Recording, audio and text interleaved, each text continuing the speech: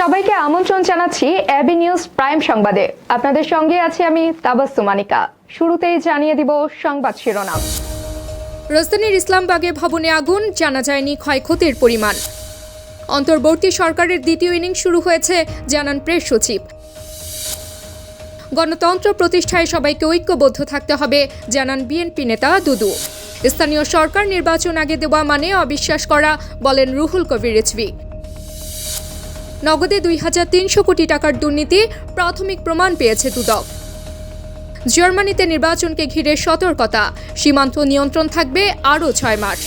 Champions ট্রফিতে থাকছে বাংলাসহ ৯টি ভাষা, হবে সরাসরি সম্প্রচার। দর্শক, এতক্ষণ শুনছিলেন শিরোনাম, এখন বিস্তারিত। রাজধানীর ইসলামবাগে একটি ভবনে অগ্নিকাণ্ড ঘটেছে। আগুন নিয়ন্ত্রণে ফায়ার সার্ভিসের ৮টি ইউনিট কাজ করছে। ফায়ার সার্ভিস জানায়, শনিবার বিকেল ৩টা ১৭ আগুন লাগার সংবাদ আসে। প্রথম ইউনিট ঘটনাস্থলে পৌঁছায় ৩টা ২৫।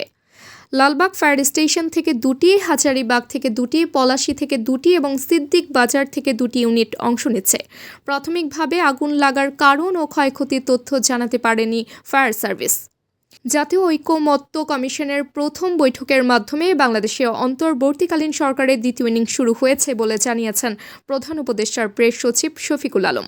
তিনি বলেন, অভ্যুত্থান পরবর্তী সময়ে আমরা যে নতুন বাংলাদেশ বিনির্মাণ শুরু করেছি তাতে পুরো বিশ্বের সমর্থন রয়েছে। বড় বড় দেশগুলো আমাদের বলছে, তোমাদের কি চাই, আমরা তোমাদের পাশে আছি। শনিবার বিকেলে রাজধানীর ফরেন সার্ভিস একাডেমিতে আয়োজিত রাজনৈতিক দলগুলোর সঙ্গে জাতীয় ঐকমত্য কমিশনের প্রথম বৈঠকের ফাঁকে সাংবাদিকদের সঙ্গে আলাপকালে তিনি এসব কথা বলেন।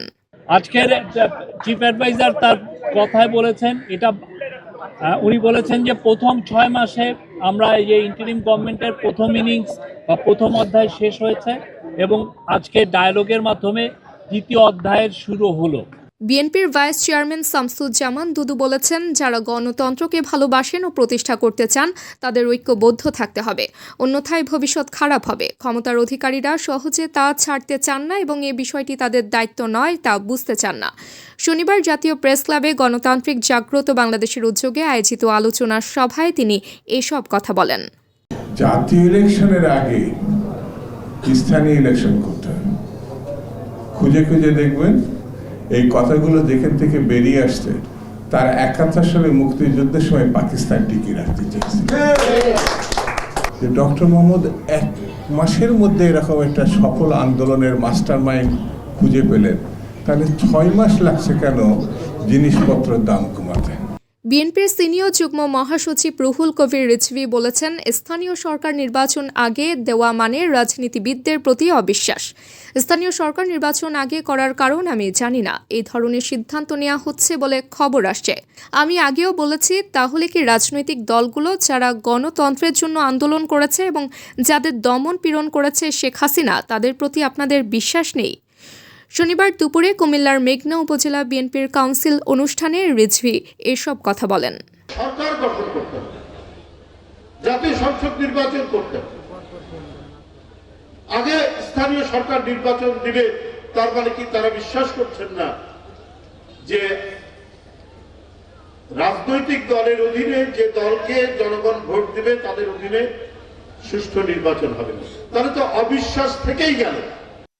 বাংলাদেশ ডাক বিভাগের ডিজিটাল ফিনান্সিয়াল সার্ভিস নগদের প্ল্যাটফর্মে প্রায় ২৩০০ কোটি টাকার দুর্নীতি ও পাচারের প্রাথমিক প্রমাণ পেয়েছে দুর্নীতি দমন কমিশন।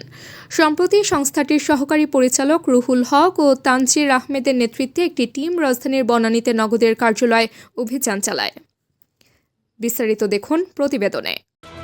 বাংলাদেশ ডাক বিভাগের ডিজিটাল ফিনান্সিয়াল সার্ভিস নগদের বিরুদ্ধে ২৩০০ কোটি টাকার দুর্নীতি ও পাচারের প্রাথমিক প্রমাণ পেয়েছে দুর্নীতি দমন কমিশন দুদক।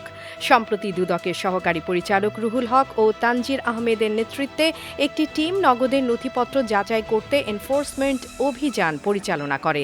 অভিযানের পর তারা উল্লেখযোগ্য অনিয়মের তথ্য সংগ্রহ করেছেন। নগদের প্রশাসক মোহাম্মদ বদিউজ্জামান দিদার গণমাধ্যমকে জানান, ১৭০০ কোটি টাকা পাচার এবং ৬০০ কোটি টাকার ই-মানি সংক্রান্ত অনিয়মের প্রাথমিক প্রমাণ মিলেছে। এছাড়া দেশে প্রায় ৫,০০০ অবৈধ মোবাইল ব্যাংকিং এজেন্ট রয়েছে, যাদের মাধ্যমে গত ১ বছরে প্রায় প্রায় ৭৫,০০০ কোটি টাকা বিদেশে পাচার হয়েছে। এই অবৈধ এজেন্টদের মাধ্যমে হুন্ডির মাধ্যমে অর্থ পাচার করা হয়েছে বলে ধারণা করা হচ্ছে। এসব বিষয় সুনির্দিষ্ট তথ্য উপাত্ত সংগ্রহ করতেই দুদকের অভিযান পরিচালনা করা হয়।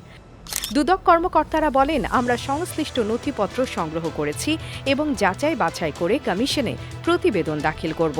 কমিশন এ বিষয়ে বিস্তারিত তদন্ত করে সংশ্লিষ্টদের বিরুদ্ধে আইনানুগ ব্যবস্থা নেবে বলে জানিয়েছে। বাংলাদেশ ডাক বিভাগের ডিজিটাল ফিনান্সিয়াল সার্ভিস নগদ প্ল্যাটফর্ম ব্যবহার করে বিদেশে অর্থ পাচারের মাধ্যমে মানি লন্ডারিংয়ের যে একটা অভিযোগ ছিল আমাদের কাছে, এবং আমরা সেই অভিযোগটা নিয়ে কাজ করতে আজকে এসেছি এবং এসে আমরা নথিপত্র ডকুমেন্ট সব কিছুই পেয়েছি। এখন যেই ডাক অধিদপ্তরের সাথে নগদের যে সম্পর্কটা, এটা নিতে ক্ষমতার অপব্যবহার হয়েছে কিনা সেটাও আমরা দেখব।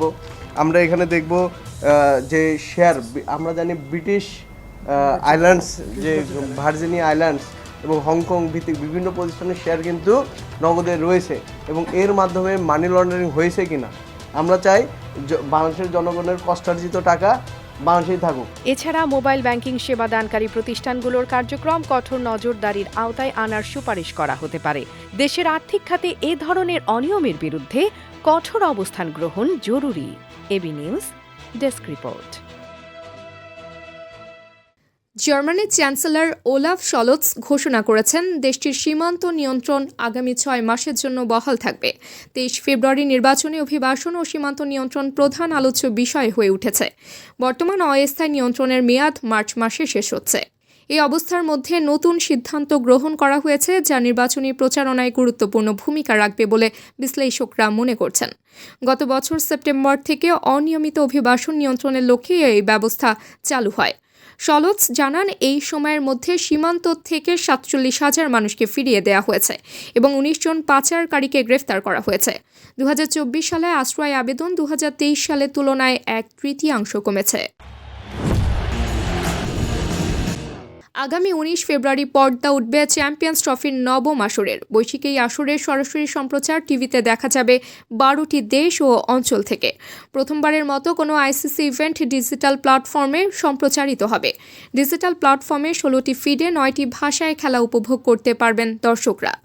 সমর্থকরা ইংরেজির পাশাপাশি বাংলা, হিন্দি, মারাঠি, হরিয়ানাভি, ভোজপুরি, তামিল, তেলুগু ও কন্নড় ভাষায় ধারাভাষ্য শুনতে পারবেন। টিভিতে খেলার জন্য হিন্দি, তামিল, তেলুগু ও কন্নড় ভাষায় সরাসরি সম্প্রচার হবে। স্টার স্পোর্টসের চ্যানেলগুলো এবং স্পোর্টস 18-এ এসব ভাষায় খেলা সম্প্রচারিত হবে। দর্শক, এতক্ষণ আমাদের সঙ্গে থাকার জন্য ধন্যবাদ। সর্বশেষ সংবাদ পেতে ভিজিট করুন আমাদের ওয়েবসাইট www.abnewsinternational.com এ। সেই সঙ্গে নিয়মিত ভিডিও নিউজ পেতে আমাদের ফেসবুক পেজ ও ইউটিউব চ্যানেলে চোখ রাখুন।